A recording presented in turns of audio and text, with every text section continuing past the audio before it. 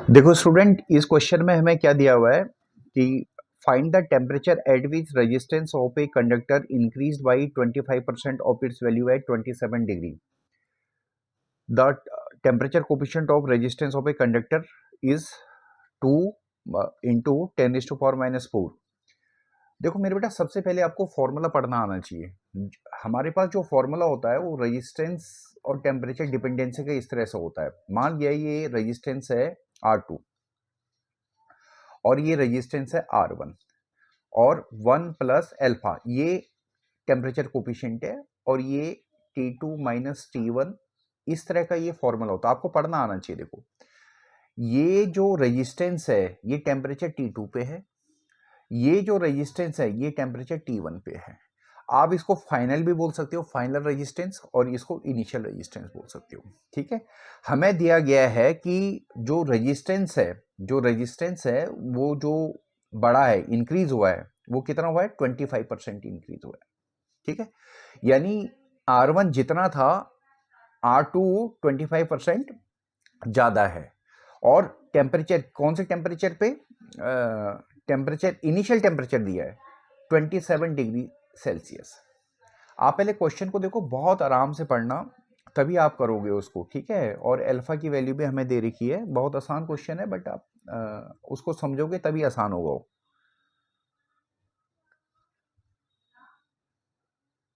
देखो ये क्वेश्चन का डाटा है हमारे पास। हमें क्वेश्चन क्या दे रखा है? हमें दे रखा है कि परसेंटेज इंक्रीज इन टेम्परेचर दे रखा है 25%। ठीक है, और इनिशियल टेम्परेचर दे रखा है 27 डिग्री। ठीक है, हमें बताना वो टेम्परेचर जिसपे कि ये इंक्रीज 25% होगा। ठीक है, तो अब हम यहाँ पे सिंपल सब्स्टिट्यूशन करते हैं। तो देखो इसको करने का एक सिंपल तरीका आपके पास ये है। देखो परसेंटेज हमारे पास कैसे निकलती है? फाइनल परसेंटेज हमेशा निकलती है final minus initial upon initial. तो देखो इसको, इस फॉर्मूले को हम रीराइट कर रहे हैं, तो ये हो जाएगा R2 R1 मल्टीप्लाई होगा यहाँ पे, तो ये R1 और फिर R1 यहाँ जाएगा तो ये नीचे डिवाइड हो जाएगा R1। ये परसेंटेज हो गया है, परसेंटेज। ठीक है, रेजिस्टेंस का जो भी इंक्रीज या डिक्रीज हुआ उसका परसेंटेज है। ये इक्वल टू हो जाएगा हमारे पास अल्फा T2 माइनस T1, ये हमारे पास आ गया। ठीक है, अब देखो वैल्यू सब्स्टिट्यूट करो। R2 minus R1 upon R1, यानी परसेंटेज इंक्रीज हमें दे रखा है 25%, यानी 25/100। ठीक है, और अल्फा की वैल्यू हमें दे रखी है 2 इंटू 10⁻⁴।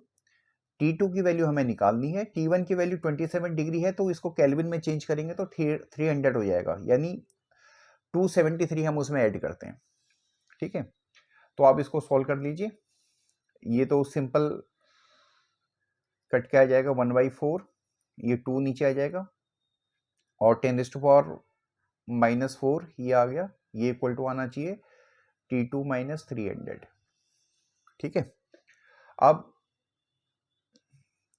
ये ऊपर चला जाएगा, 4 जीरो कर दो, ये 8 हो जाएगा और ये प्लस 300 हो जाएगा। ये इक्वल टू आ जाएगा हमारे पास T2।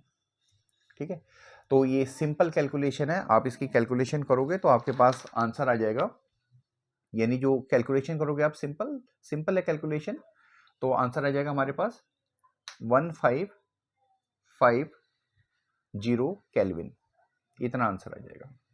ठीक है बच्चों, तो ये क्वेश्चन बहुत आसान है। आप देखो क्वेश्चन को हमेशा पढ़ना सही ढंग से, तभी आप उसको कर पाओगे। तो ये तो एक तरीका है जो हमने किया है, क्योंकि हमें इसमें परसेंटेज दे रखी है हमें। ठीक है, अब इसी क्वेश्चन को हम दूसरे तरीके से भी कर सकते हैं। इसी क्वेश्चन को हम दूसरे तरीके से भी कर सकते हैं। देखो सेकंड मेथड है इसका।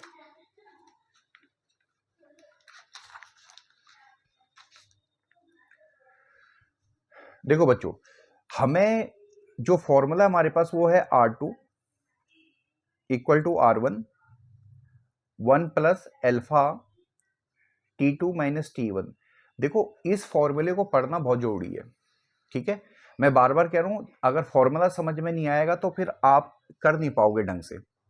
ठीक है, आप क्वेश्चन को समझना जरूरी है। क्वेश्चन में हमें दे रखा जो R2 है ये 25% इंक्रीज हो गया है। ठीक है, R2 कितना हमारा इंक्रीज हुआ है, 25% इंक्रीज हुआ है, ठीक है। तो हम अगर R1 की वैल्यू सिंपल R बोलें, R1 की वैल्यू सिंपल R बोलें, तो इसका मतलब R2 की वैल्यू हमारे पास कितनी होगी, R का ही 25% वो इंक्रीज हो गया। ये देखो, ये दूसरा तरीका करने का, ठीक है। तो ये हो जाएगा हमारे पास R plus R/4 equal to हो जाएगा 5R/4। ये हमारे पास रेजिस्टेंस की वैल्यू आ गई है, ठीक है। अब देखो अगेन सब्स्टिट्यूशन कर लो, यानी ये R2 की वैल्यू है हमारे पास 5R/4, R1 की वैल्यू हमारे पास R है, और 1 प्लस एल्फा, एल्फा का जो डाटा हमें दे रखा है वो हम सब्स्टिट्यूट कर देंगे 2 × 10⁻⁻⁴, और T2 हमें निकालना है, T1 हमारे पास 300 है, ठीक है। तो अब ये R से ये R काट दो, ये आ जाएगा 5/4 और इक्वल टू 1 प्लस 2 × 10⁻⁻⁴ T2 - 300, ठीक है। अब इसको 1 को इधर की साइड ले जाओ, तो ये आ जाएगा हमारे पास 5/4 - 1 इक्वल टू 2 × 10⁻⁻⁴ T2 - 300। देखो आंसर में कोई फर्क नहीं पड़ेगा, आप किसी भी तरीके से करो, इनको सॉल्व कर देंगे तो ये आ जाएगा 1/4, ये 2 आ जाएगा नीचे, और ये हो जाएगा 10⁻⁻⁴ इक्वल टू T2 - 300। देखो ये सेम इक्वेशन बन गई हमारी, ठीक है। तो अगेन आप यहाँ से T2 को सॉल्व कर दीजिएगा, सिंपल कैलकुलेशन है, T2 को सॉल्व कर दोगे तो फिर हमारे पास वही आंसर आ जाएगा 1550 केल्विन, ठीक है। होप सो आपको समझ में आया होगा, अगर कोई प्रॉब्लम हो तो आप कमेंट कर सकते हो, ठीक है।